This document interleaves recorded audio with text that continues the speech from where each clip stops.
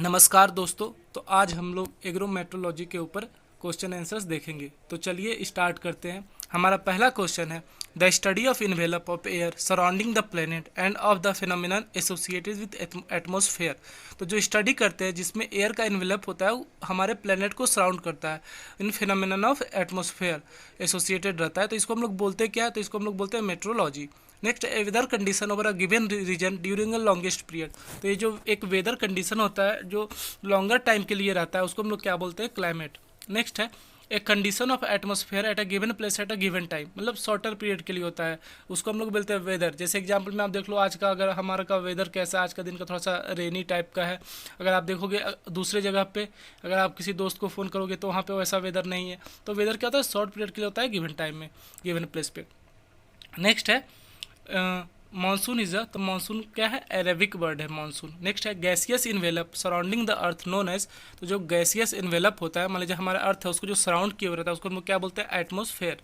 Next है the ultimate source of energy on the earth is. तो ultimate source of energy क्या है? Sun है। नेक्स्ट है the mean distance between earth and sun. तो earth and सन के बीच distance कितना है? तो 1.5 × 10⁸ किलोमीटर। नेक्स्ट है temperature on the sun is around तो 6000 डिग्री सेल्सियस।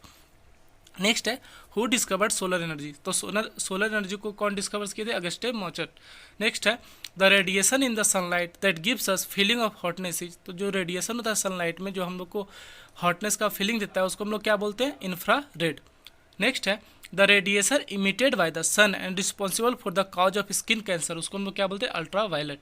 नेक्स्ट है in the atmosphere which of the following gases account for about 99% by volume. तो क्या हो जाएगा? Nitrogen, oxygen, carbon dioxide. Next है percentage concentration of CO2 in air and soil is. तो कितना हो जाएगा? 0.030% एंड 0.25%। नेक्स्ट देखते हैं an average percentage of solar radiation reaching to the earth. तो कितना हो जाएगा? 50%। नेक्स्ट है who is the first scientist attempted to classify the climate. तो कौन थे वो? डेकेंडोल 1900 में किए थे। नेक्स्ट है Koppen and Thornthwaite classified the climate on the basis of. तो किसके बेसिस पे क्लाइमेट को ये क्लासीफाई किए थे? एनुअल रेनफॉल और एनुअल इवापोरेशन। नेक्स्ट है troll classified the climate on the basis of. तो जो ट्रॉल थे किस पे क्लासीफाइड किए थे? वो किए थे ह्यूमिड मंथ एंड टेम्परेचर। अब आगे हम लोग देखते हैं the instrument able to record almost all metrological data by desired interval at any time and any place. तो जो इंस्ट्रूमेंट होता है वो सारा मेट्रोलॉजिकल डेटा को वो ऑलमोस्ट रिकॉर्ड कर लेता है। तो उसको इंस्ट्रूमेंट को हम लोग बोलते क्या है? तो उसको मतलब बोलते हैं ऑटोमेटिक वेदर स्टेशन। नेक्स्ट है the value of solar constant is 1.94 सिकल per centimetre square per minute. Next है a certain part of energy received from the sun is reflected back to space by the earth known as। तो मान लीजिए कुछ जो सन का energy received होता है वो कुछ जो रहता है वो अर्थ रिफ्लेक्ट कर देता है। तो जो रिफ्लेक्ट होता है बैक उसको हम लोग क्या बोलते हैं? उसको हम लोग बोलते हैं एल्बिडो। नेक्स्ट है the structure of atmosphere is divided on the basis of. तो जो वर्टिकल टेम्परेचर डिफरेंस, वर्टिकल जैसे जैसे आप ऊपर जाएंगे तो टेम्परेचर डिफर करता है, फिर आप अलग अलग लेयर का अलग अलग रहता है, अल्टरनेट चलता है। तो इसी के ऊपर हम लोग इसको किए डिवाइड। नेक्स्ट है all weather phenomenon is the train, fog, frost, cloud occur in the zone of. तो सारा का सारा किस में होता है? ट्रोपोस्फेयर में।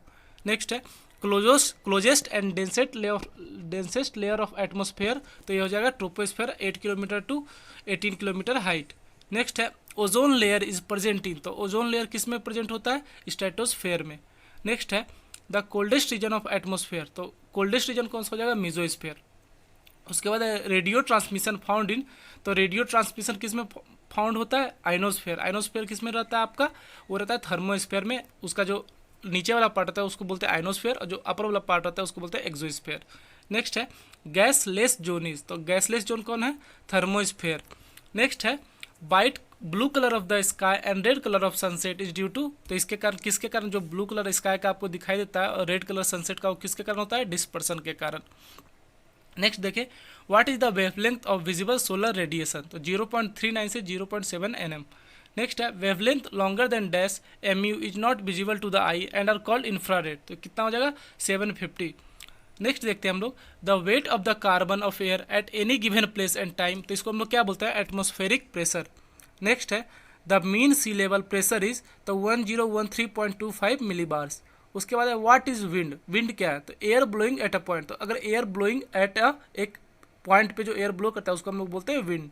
नेक्स्ट है north of the equator surface winds are known as, तो नॉर्थ ईस्ट ट्रेड विंड्स इसको बोलते हैं। उसके बाद है wind direction is determined with the help of, तो जो विंड डायरेक्शन है किसके हेल्प से हम लोग डिटरमाइंड करते हैं, कौन सा इंस्ट्रूमेंट का, तो वो है विंड वेन। नेक्स्ट है विंड टर्बाइन यूजेस, तो जो विंड टर्बाइन होता है कौन सा एनर्जी का यूज करता है, वो करता है काइनेटिक एनर्जी। अब अगला देखते हैं हम लोग, heat flow in solid soil take place mainly through the process of, तो किसके थ्रू होता है, ये होता है कंडक्शन। नेक्स्ट देखें heat flow in liquid water by process of, तो इसको क्या बोलते हैं, कन्वेक्शन। उसके बाद heat flow in air by process of, तो किसके कारण होता है, वो होता है रेडिएशन।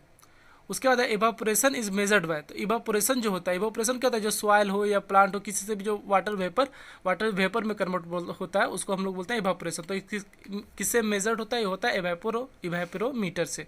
नेक्स्ट है wind pressure is measured by, तो विंड प्रेशर किससे मेजर करते हैं हम लोग, वो करते हैं ब्यूफोर्ड स्केल से।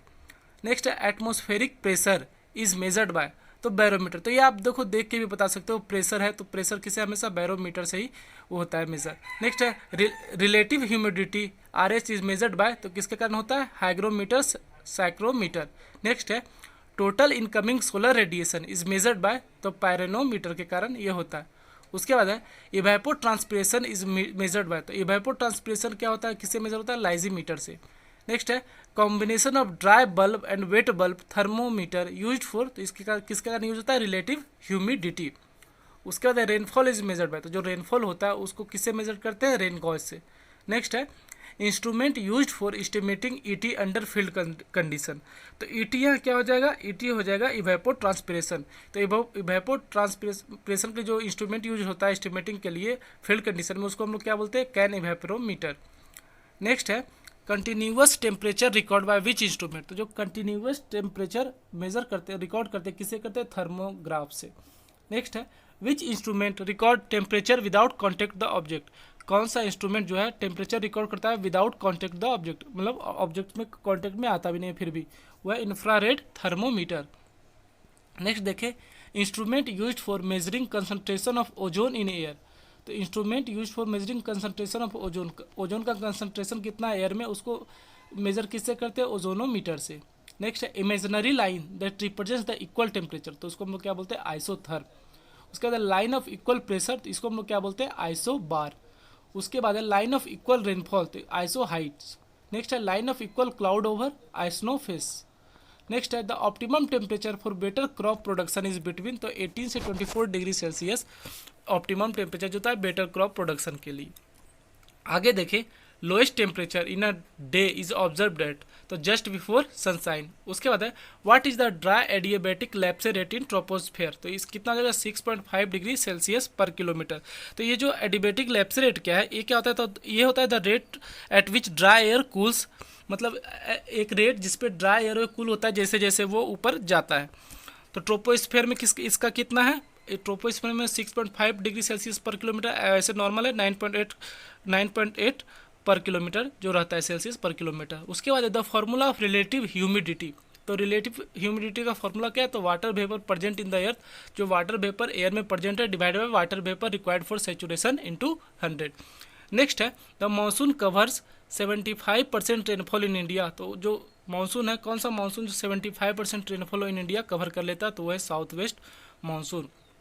आगे देखते हैं date of onset of monsoon in India, तो 1 जून को ये होता है। नेक्स्ट है date of monsoon withdrawal in India, तो 31 सितंबर।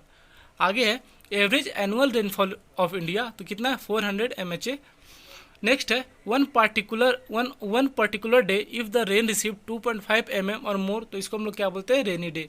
नेक्स्ट है an average size of rain drop, तो average size of rain drop होता है उसका डाया क्या होता है, डाया मतलब डायमीटर 2 mm होता है। नेक्स्ट है atmospheric water is known as, तो एटमॉस्फेरिक वाटर को हम लोग क्या बोलते हैं, ग्रीन वाटर। नेक्स्ट है soil water is known as, तो सॉइल वाटर को हम लोग क्या बोलते हैं, ब्लू वाटर। आगे देखते हैं which clouds are known as rainy clouds, तो nimbostratus and cumulonimbus को हम लोग बोलते हैं रेनी क्लाउड। आगे का क्वेश्चन है cloud types which give the heavy and continuous precipitation, जो क्लाउड टाइप है जो हैवी और कंटिन्यूअस प्रेसिपिटेशन देता है उसको हम लोग क्या बोलते हैं, क्यूमुलो निम्बस। नेक्स्ट है An aggregation of minute drops of water suspended in the air at higher altitude term है, तो इसको हम लोग क्या बोलते हैं, क्लाउड्स। नेक्स्ट है the unit use to record clouds, तो इसको हम लोग क्या बोलते हैं, ओक्टा। आगे का है cold cloud seeding is done by the use of chemical, तो सिल्वर आयोडाइड के मदद से ये कोल्ड क्लाउड सीडिंग होता है। आगे का देखते हैं हम, warm cloud seeding is done by, warm cloud seeding किसके द्वारा किया जाता है, सोडियम क्लोराइड के कारण। उसके बाद Indian metrological organisation IMD situated in, तो ये कहाँ सिचुएटेड है, पुणे 1932 में हुआ था। नेक्स्ट है phenomenon of warming of eastern Pacific, तो जो मतलब अननेचुरल अनइवन पैटर्न से जो phenomenon of warming eastern Pacific जो वार्म होता है उसको हम लोग क्या बोलते हैं, इल नीनो। और सेम वो ये कूलिंग ऑफ ईस्टर्न पैसिफिक होता है तो ली नीनो, तो यहाँ क्या है, इल नीनो और ली नीनो। उसके बाद है विच सरफेस है लीस्ट एल्बिडो, मतलब एल्बिडो क्या आपको पता है, जो अर्थ सन से एनर्जी आता है जिसको अर्थ रिफ्लेक्ट करता है वापस स्पेस में, तो उसको हम लोग बोलते हैं एल्बिडो। तो कौन सा सरफेस है जो एकदम लीस्ट बहुत कम एल्बिडो रिफ्लेक्ट करता है, ज़्यादातर वो एब्जॉर्ब कर लेता है, तो उसको हम लोग क्या बोलते हैं, मॉइस्ट ब्लैक सॉइल। उसके बाद है एन इंजन ऑफ डिजर्टिफिकेशन, तो डिजर्टिफिकेशन का इंजन किसको बोलते हैं हम लोग, ड्राउट को। अगर सूखा पड़ेगा तो फिर आप देख लो डिजर्टिफिकेशन होगा ही। नेक्स्ट है a period of 4 consecutive weeks from May to mid October और 6 consecutive weeks during rest of the year, तो इसको हम लोग क्या बोलते हैं, एग्रीकल्चर ड्राउट। आगे का है widely used index for classification of drought, तो जो वाइडली यूज्ड इंडेक्स है ड्राउट का क्लासिफिकेशन जिससे हम करते हैं उसको कौन दिया गया है, क्या बोलते हैं उसको, पाल्मर ड्राउट इंडेक्स। नेक्स्ट है the branch of science in which the collection and interpretation of information about a target without being in physical contact with it, तो क्या बोला है, ब्रांच ऑफ साइंस जिसमें हम लोग कलेक्शन करते हैं, इंटरप्रिटेशन करते हैं, इन्फॉर्मेशन भी लेते हैं वहाँ, जबकि वहाँ फिजिकली हम लोग उसको टच भी नहीं करते, तो ये क्या होता है, रिमोट सेंसिंग। रिमोट सेंसिंग के थ्रू हम लोग ये करते हैं। उसके बाद है national remote sensing agency that is NRSA is situated in, तो ये कहाँ सिचुएटेड है, हैदराबाद में। उसके बाद है medium range weather forecasting is done for, तो मीडियम रेंज वेदर फोरकास्टिंग किसके लिए, कितने दिन के लिए होता है, 3 to 10 days। नेक्स्ट है forecast will help in planning cropping pattern, तो क्या हो जाएगा, लॉन्ग रेंज वेदर। नेक्स्ट है according to planning commission agro climatic zones in India, तो एग्रो क्लाइमेटिक जोन्स इंडिया में कितने पार्ट में डिवाइड है, आपको याद होगा और पहले भी आपने पढ़ा है, कितना है, 15। उसके बाद according to NBSSLUP agro ecological regions in India, तो देखिए NBSSLUP क्या हो जाएगा, national bureau of soil science and land use planning, इसका हेडक्वार्टर कहाँ है, नागपुर में, तो इसके अकॉर्डिंग कितना इकोलॉजिकल रीजन्स है, तो वो है 21। नेक्स्ट है the relationship between Celsius and Fahrenheit unit of temperature, तो क्या जाएगा, C/5 = F-32/9। नेक्स्ट है a natural warming process involving the interaction of sunlight and carbon dioxide and other gases from the atmosphere, ये क्या हो जाएगा, green house effect. Next देखते हैं हम लोग the common green house gases include carbon dioxide, methane, nitrous oxide. Next है chief green house gas responsible for global warming, तो चीफ ग्रीन हाउस गैस जो रिस्पॉन्सिबल है ग्लोबल वार्मिंग के लिए वो कौन है, CO2। नेक्स्ट है which green house gas linked with rice crop, तो ये क्या है, मीथेन। आप देखोगे पैडी का जब आप खेती करें तो बहुत ज़्यादा गैस रिलीज करता है, वो क्या होता है, मीथेन। नेक्स्ट क्वेश्चन है the gas responsible for ozone depression, तो ओजोन डिप्रेशन के लिए जो गैस रिस्पॉन्सिबल है उसको हम लोग क्या बोलते हैं, डाइफ्लोरोमीथेन। नेक्स्ट है which one is substitute for CFC का सब्सटीट्यूट क्यों है, हाइड्रोफ्लोरोकार्बन्स। अगला है the chemicals most commonly found in acid precipitation are, तो क्या है, sulphuric acid and nitric acid. आगे का है normal rain water is slightly acidic with a pH about, तो कितना pH होता है इसका नॉर्मल रेन वाटर का, तो 5.6 होता है जो स्लाइटली एसिडिक होता है। तो ये था हमारा आज का क्वेश्चन आंसर। अगले क्लास में हम लोग नेक्स्ट टॉपिक पे डिस्कशन करेंगे, तब तक पढ़ते रहिए, खुश रहिए, जय हिंद।